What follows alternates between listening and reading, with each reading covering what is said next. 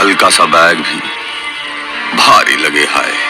इसके लिए एक नहीं 2 उपाय, डेटॉल आइसी कूल और लाइम कूल, जो ठंडक की फीलिंग दिलाए, पसीने की बदबू वाले जर्म्स को हटाए और कर दे फुल्ली रिफ्रेश। गर्मी जाओगे भूल with Dettol icy cool and lime cool.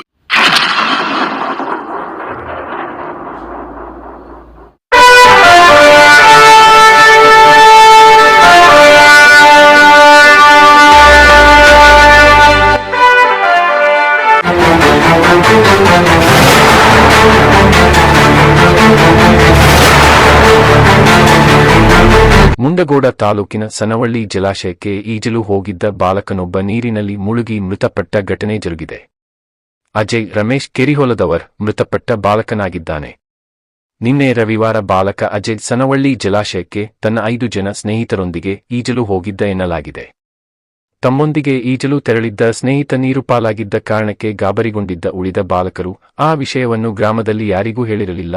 ಆ ಓರ್ವ ಬಾಲಕ ಮಾತ್ರ ವಾಪಸ್ ಬರದೇ ಇದ್ದಾಗ ಕುಟುಂಬಸ್ಥರು ಉಳಿದ ಬಾಲಕರನ್ನು ವಿಚಾರಿಸಿದಾಗ ಬಾಲಕರು ವಿಷಯ ತಿಳಿಸಿದ್ದಾರೆ.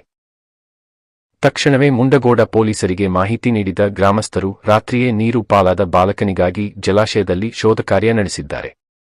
ಆದರೆ ಬಾಲಕ ಪತ್ತೆಯಾಗಿರಲಿಲ್ಲ. ಸೋಮವಾರ ಅಗ್ನಿಶಾಮಕ ದಳದವರ, ಪೊಲೀಸರ ಹಾಗೂ ಗ್ರಾಮಸ್ಥರ ಸಹಾಯದಿಂದ ಬಾಲಕನ ಮೃತದೇಹ ಪತ್ತೆಯಾಯಿತು.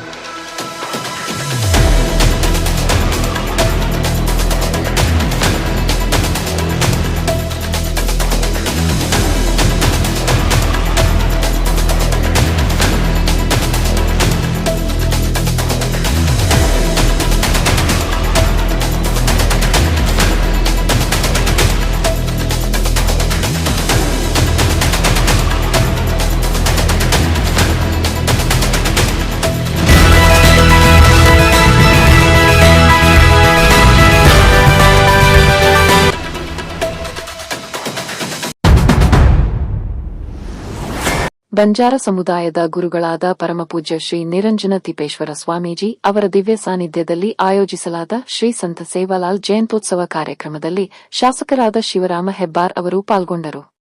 ಕಾರ್ಯಕ್ರಮದ ಆರಂಭದಲ್ಲಿ ಶ್ರೀ ಸಂತ ಸೇವಾಲಾಲ್ ಮಹಾರಾಜರ ಭಾವಚಿತ್ರಕ್ಕೆ ಪುಷ್ಪನಮನ ಸಲ್ಲಿಸಿ ದೀಪ ಬೆಳಗಿಸುವುದರ ಮೂಲಕ ಶಾಸಕರಾದ ಶಿವರಾಮ ಹೆಬ್ಬಾರ ಉದ್ಘಾಟಿಸಿ ಮಾತನಾಡುತ್ತಾ, ಶ್ರೀ ಸಂತ ಸೇವಾಲಾಲ್ ಮಹಾರಾಜರ ತತ್ವ ಆದರ್ಶಗಳು ಸಮಾಜಕ್ಕೆ ದಾರಿ ತೋರಿಸುವ ದೀಪವಾಗಿವೆ ಎಂದು ಹೇಳಿದರು. ಸಮಾಜದಲ್ಲಿ ಶಾಂತಿ, ಏಕತೆ ಹಾಗೂ ಸೌಹಾರ್ದತೆಯನ್ನು ಬಲಪಡಿಸುವಲ್ಲಿ ಅವರ ಉಪದೇಶಗಳು ಮಹತ್ವದ್ದಾಗಿವೆ ಎಂದು ಅಭಿಪ್ರಾಯಪಟ್ಟರು. ಈ ಸಂದರ್ಭದಲ್ಲಿ ತಹಶೀಲದಾರ ಶಂಕರಗೌಡಿ, ತಾಲೂಕಾ ಬ್ಲಾಕ್ ಕಾಂಗ್ರೆಸ್ ಅಧ್ಯಕ್ಷರಾದ ಕೃಷ್ಣ ಹಿರೇಹಳ್ಳಿ, ಕ್ಷೇತ್ರ ಶಿಕ್ಷಣಾಧಿಕಾರಿ ಸುಮಾ ಜಿ, ಜಿಲ್ಲಾ ಮಹಿಳಾ ಕಾಂಗ್ರೆಸ್ ಅಧ್ಯಕ್ಷೆ ಶಾರದಾ ರಾಠೋಡ, ಆರ್ಎಫ್ಒ ಅಪ್ಪಾರಾವ್ ಕಲಶೆಟ್ಟಿ, ಬಂಜಾರ ಲಮಾಣಿ ಸಮಾಜದ ಅಧ್ಯಕ್ಷರಾದ ರಾಮು ಲಮಾಣಿ, ಸಮುದಾಯದ ಮುಖಂಡರು, ಗಣ್ಯರು ಮುಂತಾದವರಿದ್ದರು. ಉತ್ತರ ಕನ್ನಡ ಜಿಲ್ಲಾ ಜೆಡಿಎಸ್ ಅಧ್ಯಕ್ಷರಾದ ಸೂರಜ ನಾಯಕ್ ಸೋನಿ ಅವರು ಮುಂಡಗೋಡನಲ್ಲಿ ಸೋಮವಾರ ಪತ್ರಿಕಾಗೋಷ್ಠಿಯನ್ನು ಉದ್ದೇಶಿಸಿ ಮಾತನಾಡಿದರು. ಈ ಸಂದರ್ಭದಲ್ಲಿ ಜೆಡಿಎಸ್ ಮುಖಂಡರಾದ ಉಪೇಂದ್ರ ಪೈ, ಮುಂಡಗೋಡ ತಾಲೂಕಾ ಜೆಡಿಎಸ್ ಅಧ್ಯಕ್ಷರಾದ ಅಡವಯ್ಯ ಸಂಗೂರಮಠ, ಬಿಜೆಪಿ ಮುಖಂಡರಾದ ಎಲ್ಟಿ ಪಾಟೀಲ್, ಜೆಡಿಎಸ್ ಮುಖಂಡರಾದ ಪರಶುರಾಮ ಅಂತೋಜಿ, ಸುಧಾಕರ್ ನಾಯ್ಕ್ ಮಂಚಿಕೇರಿ ಮುಂತಾದವರಿದ್ದರು. ಉದ್ದೇಶ ಬಂದಿದ್ದಂದ್ರೆ ಪಕ್ಷ ಸಂಘಟನೆ. ಈಗ 25 ವರ್ಷ ರಜತ ಮಹೋತ್ಸವ ನಡೀತಾ ಇದೆ ನಮ್ಮ ಜೆಡಿಎಸ್ ಪಕ್ಷಕ್ಕೆ.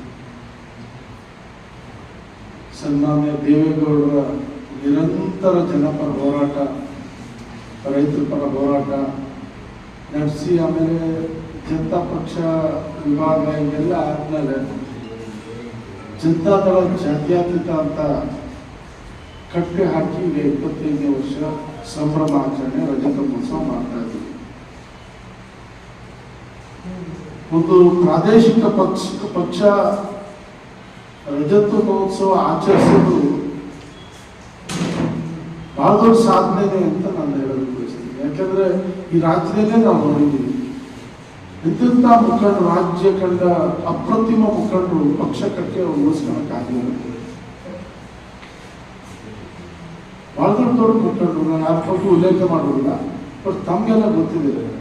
ಆದ್ರೆ ಇವತ್ತೇನಾದ್ರೂ ಆ ಉಳಿಸ್ಕೊಳ್ಳುವಂತ ಶಕ್ತಿ ಯಾರಾದ್ರೂ ಇದೆ ಅಂದ್ರೆ ಅದು ಸನ್ಮಾನ್ಯ ದೇವೇಗೌಡರಿಗೆ ಮತ್ತು ಕುಮಾರಣ್ಣಗೆ ಅಂತ ಬಹಳ ಅಭಿಮಾನದಿಂದ ಹೇಳೋದಕ್ಕೆ ಬಯಸ್ತೀವಿ. ಕಾರಣ ಅವ್ರು ರೈತರ ಪರವಾಗಿ ನಿರಂತರವಾಗಿದ್ದಂಥವ್ರು.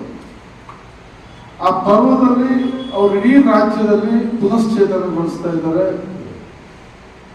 ರಾಜ್ಯದ ಎಲ್ಲಾ ಜಿಲ್ಲಾ ಅಧ್ಯಕ್ಷರುಗಳನ್ನ ಹೊಸದಾಗಿ ಆಯ್ಕೆ ಮಾಡಿ ಹೊಸ ಚೈತನ್ಯ ತುಂಬುವಂತ ಪ್ರಾಮಾಣಿಕ ಪ್ರಯತ್ನ ಮಾಡ್ತಿದ್ದಾರೆ. ಆ ನಿಟ್ಟಿನಲ್ಲಿ ನಮಗೆ ಬಹಳ ದೊಡ್ಡ ಜವಾಬ್ದಾರಿ. ನಾನು ಕುಮಟಾ ಕ್ಷೇತ್ರದ ಸೀಮಿತ ಆದಂಥವ್ರು.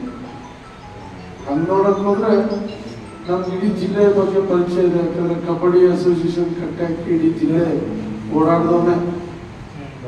ನಿಮ್ಮ ಮಾಯನಹಳ್ಳಿಗೆ ಬಂದು ಹೋಗಿದ್ದೀನಿ, ನಿಮ್ಮ ಮುಂಡಗೋಡ್ಗೂ ಬಂದು ಹೋಗಿದ್ದೀನಿ, ಬನವಾಸಿ ಭಾಗಕ್ಕೂ ಬಂದು ಹೋಗಿದ್ದೀನಿ, ಮಂಚಿಕೇರಿಗೂ ಬಂದು ಹೋಗಿದ್ದೀನಿ. ಎಲ್ಲಾ ಕಡೆ ನಾನು ಬಂದು ಹೋದವನೇ ಈ ಕಬಡ್ಡಿ ಸಂಬಂಧ. ಹಾಗಾಗಿ ನಮ್ಗೆ ಈ ಜಿಲ್ಲೆ ಪರಿಚಯ ಇದೆ. ಅದ್ರ ಕುಮಾರಣ್ಣ ಎಲ್ಲೋ ಒಂದ್ ಕಡೆ ನನ್ನ ವಿಶ್ವಾಸ ಕಂಡು ಕುಮಟಾ ಕ್ಷೇತ್ರದಲ್ಲಿ ನಾನು ಪಕ್ಷದ ಕಾರ್ಯಕರ್ತರ ಜೊತೆಗೆ ಸಂಘಟನೆ ಮಾಡಿ ಕೇವಲ 4 ವರ್ಷದಲ್ಲಿ 19ಕ್ಕೆ ನಾನು ಈ ಪಕ್ಷಕ್ಕೆ ಸೇರ್ಕೊಂಡೆ. 4 ವರ್ಷದಲ್ಲಿ ಆ ಪಕ್ಷ 18,000 ಮತ, 18ರಲ್ಲಿ 18,000 ಮತ ಬಿದ್ದಿತ್ತು.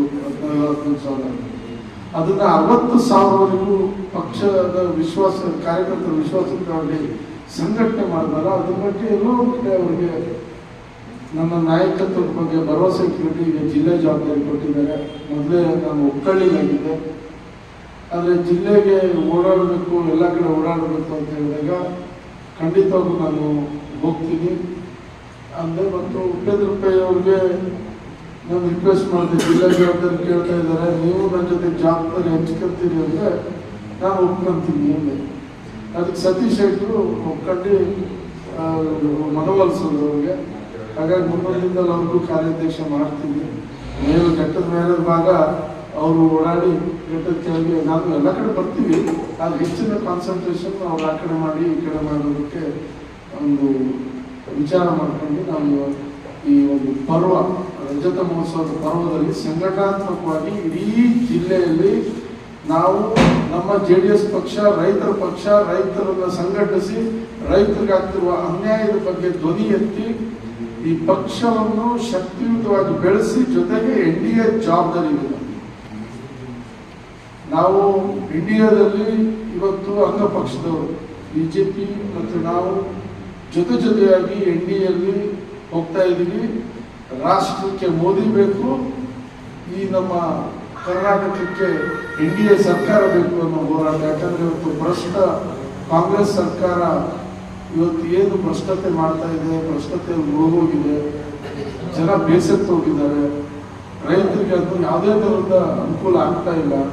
ಹಾಗಾಗಿ ಮುಂದಿನ 2028ರಲ್ಲಿ NDA ತರಬೇಕು ಅನ್ನೋ ಉದ್ದೇಶದಿಂದ ನಾವು ಈ ಜಿಲ್ಲೆಯಲ್ಲಿ ಸದೃಢವಾಗಿ JDS ಸಂಘಟನೆಯನ್ನು ಒಗ್ಗೂಡಿಸಿ, ಇಲ್ಲಿ ಅದೊಂದು ವಿಶೇಷವಾಗಿ ಯಲ್ಲಾಪುರ, ಮುಂಡಗೋಡು ಕ್ಷೇತ್ರದಲ್ಲಿ ಅತ್ಯಂತ ರೈತರೇ ಹೆಚ್ಚಿರುವಂಥದ್ದು ಮತ್ತು ರೈತರಿಗೆ ಅತ್ಯಂತ ಆಪ್ತರು ಅಂದ್ರೆ ಕುಮಾರಣ್ಣ.